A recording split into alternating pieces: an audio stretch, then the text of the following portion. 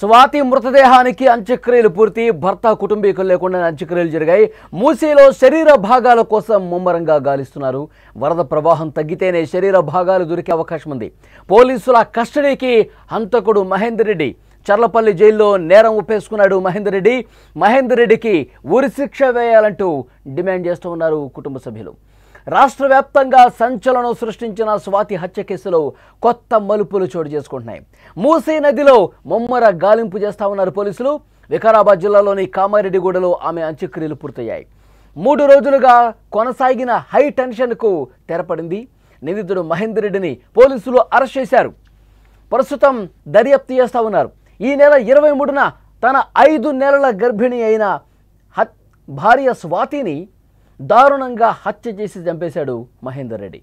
అంతేకాదు శవాన్ని ముక్కలుగా నరికి తల కాళ్ళు చేతులు మూసీ నదిలో పడేసి పోలీసుల విచారణలో ఈ మొత్తం తానే చేసినట్టుగా ఒప్పేసుకున్నాడు. శరీర భాగాల కోసం మేడిపల్లి పోలీసులు విస్తృతంగా గాలిస్తున్నారు. మూసీ నదిలో వరద ప్రవాహం ఎక్కువగా ఉండటంతో 2 రోజులుగా గాలింపు చర్యలు చేపట్టిన ఫలితం లేకుండా పోయింది. నదిలో వలలు గేలాలతో వెతుకుతున్నారు. కానీ ఇంతవరకు ఒక్క చిన్న శరీర భాగం కూడా కనిపించలేదు. కాలు కనిపించలేదు, చెయ్యి కనిపించలేదు, తల భాగం కూడా కనిపించని పరిస్థితి. వరద ప్రవాహం తగ్గితే కానీ ఆ శరీర భాగాలు దొరికే అవకాశం ఉందని చెప్తున్నారు. ఒకవేళ డెడ్ బాడీ పార్ట్స్ దొరక్కపోతే ఏం చేయాలి అనే దాని మీద కూడా న్యాయ నిపుణుల సలహాలు తీసుకుంటామని పోలీసులు చెబుతున్నారు. హత్య తర్వాత పోలీసులు స్వాతి మొండాన్ని స్వాధీనం చేసుకుని పోస్టుమార్టం నిమిత్తం గాంధీకి తరలించారు.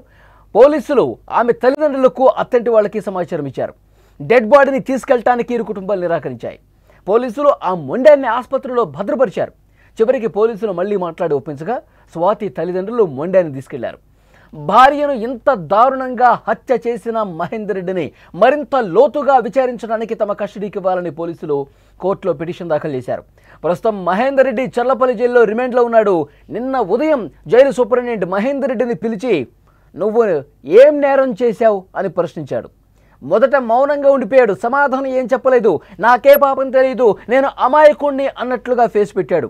ఆ తర్వాత జైలర్ తనదైన స్టైల్లో గట్టిగా నిలదీసి అడగటంతో భార్యను నేనే చంపేశా అని అమాయకుడుగా అప్పటి వరకు నటించినటువంటి మహేందర్ రెడ్డి చేసిన నేరాన్ని ఒప్పుకున్నాడు. నేనే నా భార్యను చంపేశాను, ముక్కలుగా నరికి చంపేశానని ఒప్పేసుకున్నాడు. అయితే నిన్న అంత్యక్రియలకు సంబంధించి వికారాబాద్ జిల్లాలో కామారెడ్డిగూడలో ఉద్రిక్త పరిస్థితి ఏర్పడింది. స్వాతి కుటుంబ సభ్యులు హంతకుడి ఇంటి ఎదుట బైఠాయించి నిరసన తెలిపారు.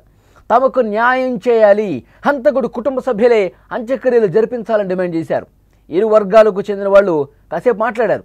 చివరికి స్వాతి కుటుంబ సభ్యులే అంత్యక్రియలు చేసుకుంటామని చెప్పడంతో ఆ వివాదం సద్దుమణిగింది. భారీ పోలీసు బందోబస్తు మధ్య ఎలాంటి గొడవ లేకుండా స్వాతి అంత్యక్రియలు పూర్తయ్యాయి. అయితే ఈ కేసుకు సంబంధించి ఇంకా ఏం మాట్లాడుకుంటున్నారనేది కూడా పెద్ద చర్చకు దారితీసింది. ఈ అంత్యక్రియలకు మహేంద్ర కుటుంబ సభ్యులు లేకుండానే ముగిశాయి. స్వాతి అంత్యక్రియల తర్వాత మృతురాలి సోదరి శ్వేత మీడియాతో మాట్లాడారు. హంతకుడి నుంచి తమ కుటుంబానికి ప్రాణహాని ఉందని కన్నీరు పెట్టుకున్నారు. తన అక్కను చంపేసినట్టే మహేందర్ రెడ్డి తమ అమ్మా నాన్నను కూడా చంపేస్తాడు, వాడి నుంచి ప్రాణహాని ఉంది అంటూ ఆందోళనగా చెప్పింది. మహేందర్ రెడ్డికి ఉరిశిక్ష వేయాలంటూ డిమాండ్ చేసిన పరిస్థితి ఉంది. ఇంకా ఆ కుటుంబ సభ్యులు చెప్తానే ఉన్నారు. స్వాతి సోదరి శ్వేత కూడా మాట్లాడుతూ ఉంది. చాలా స్పష్టంగా చెప్తా ఉన్నారు. మహేందర్ రెడ్డి వ్యవహార శైలికి సంబంధించి ఎప్పుడైతే మహేందర్ రెడ్డిని పెళ్లి చేసుకుందో అప్పటి నుంచి కూడా మా అక్క అసలు మనశ్శాంతి లేదు, గొడవలు జరుగుతూనే ఉన్నాయి. 2-3 సందర్భాల్లో ఇంట్లో ఉన్న ఇరు కుటుంబాలకు కూడా సర్ది చెప్పినప్పుడు కూడా మహేందర్ రెడ్డి తన ప్రవర్తన మార్చుకోలేదు. తన భార్య స్వాతిని అడ్డు తొలగించుకోవాలనే పథకం ప్రకారం ఈ పని చేశాడు. ఒకసారి గృహహింస కింద స్థానిక పోలీస్ స్టేషన్లో కేసు పెట్టింది, అది నడుస్తోంది, పెద్దల పంచాయతీ జరిగింది. అయినప్పటికీ కూడా మహేందర్ రెడ్డి తన తీరు మార్చుకోలేదు. స్వాతిని చంపాలన్న ఉద్దేశం అతనికి మొదటి నుంచి ఉంది. సమయం చూసి ఈ విధంగా చేశాడు. చాలా దుర్మార్గమైనటువంటి సైకో మనస్తత్వం ఉంది మహేందర్ రెడ్డికి. ఆ మహేందర్ రెడ్డి వల్ల తమ కుటుంబం మొత్తానికి హాని ఉంది. అతన్ని వెంటనే శిక్షించాలి, అతనికి ఉరిశిక్ష వేయటమే కరెక్ట్ అని చెప్పి కుటుంబ సభ్యులందరూ మాట్లాడుతున్నారు.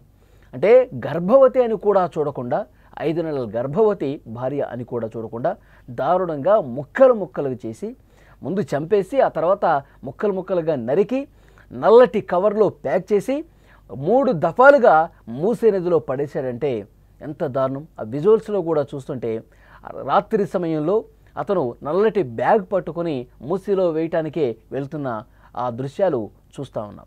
సో పోలీసులు ఇవన్నీ కూడా బయటపెట్టారు.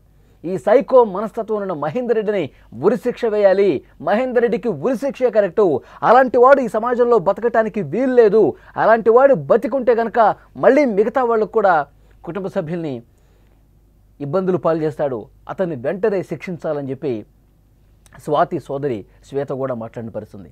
ఒకసారి శ్వేత కాలేజ్ దగ్గరికి వచ్చాడంట. మీ అక్కకి పిచ్చి పట్టింది, పిచ్చి పిచ్చిగా బిహేవ్ చేస్తోంది, ఆసుపత్రిలో జాయిన్ చేశాను, నువ్వు రా నాతో పాటు, దా కారులో ఎక్కి కూర్చో అని అన్నాడంట. శ్వేత నిన్న ఇదే విషయం చెప్తుంది. నేను మా అక్కతో మాట్లాడి నేను కన్ఫర్మ్ చేసుకున్నాక వస్తాను, ఇప్పుడైతే నువ్వు వెళ్ళు అని చెప్పి పంపించింది మహేందర్ రెడ్డిని. అక్కకు ఫోన్ చేసి అడిగింది, కానీ ఎందుకు వెళ్ళాడో మహేందర్ రెడ్డి నాకు కూడా తెలియదని చెప్పి అక్క చెప్పింది. ఇంత దారుణంగా నేను ఆ రోజు కారు ఎక్కుంటే నన్ను కూడా ఏదో చేసేవాడు ఆ దుర్మార్గుడు అంటూ కన్నీళ్లు పెట్టుకుంటోంది స్వాతి సోదరి శ్వేత. ఇలాంటి దారుణమైనటువంటి వ్యవహారం ఒక సైకో మనస్తత్వంలాగా మహేందర్ రెడ్డి బిహేవ్ చేసినటువంటి పరిస్థితుంది. కాబట్టి వెంటనే అతడి మీద చర్యలు తీసుకోవాలి. అతడికి ఉరిశిక్షే కరెక్టు, సంవత్సరాలు జైల్లో పెట్టడం కాదు, దున్నపోతులాగా మేపటం కాదు. అతను ఏదో రోజు మళ్ళీ బయటకు వచ్చేస్తాడు, అట్లా చేయకూడదు. వాడిని జైల్లోనే పెట్టి ఉరిశిక్ష వేయాలి. వాడు చచ్చిపోయాడు అంటేనే అప్పుడు మా కుటుంబాలకు మనశ్శాంతి అంటూ శ్వేత కూడా మాట్లాడిన పరిస్థితుంది. సో డెఫినెట్గా ఇంకా ఇన్వెస్టిగేట్ జరుగుతోంది. నదిలో గాలింపు చేస్తూ ఉన్నారు. స్వాతి మృతదేహానికి సంబంధించిన శరీర భాగాలు ఏవైతే ఉన్నాయో వాటి కోసం గాలింపు చేస్తూ ఉన్నారు, వలలు పెడతా ఉన్నారు. వరద ఉధృతి ఉండటం వల్ల అవి దొరకటం లేదు. కొంత ఉధృతి తగ్గిన తర్వాత ఆ శరీర భాగాలు కోసం సెర్చ్ జరుగుతోంది. ఆ శరీర భాగాలు దొరికిన వెంటనే ఆ కుటుంబ సభ్యులకు అప్పగించే పరిస్థితి ఉంది. సో మొత్తానికైతే మహేందర్ రెడ్డి లాంటి ఒక నీచుడికి సంబంధించిన వ్యవహారం ఎప్పుడైతే వెలుగులోకి వచ్చిందో 2 తెలుగు రాష్ట్రాల్లో కూడా తీవ్ర సంచలనంగా ఈ కేసు మారింది. గర్భవతి అయిన భార్యని చంపేసి ఈ విధంగా ముక్కలు చేసేంత దుర్మార్గత్వం, ఆ విధంగా దారుణంగా ముక్కలు ముక్కలుగా కట్ చేసి నదిలో పడేసేంత ఒక పైశాచికత్వం, ఒక సైకోయిజం. మహేందర్ రెడ్డి మామూలు వ్యక్తి కాదు, అతడి మైండ్ సెట్ చాలా దారుణంగా ఉంది. అతను అసలు బయటకు రావద్దు జీవితాంతం అంటూ మాట్లాడుతున్నటువంటి పరిస్థితి ఉంది.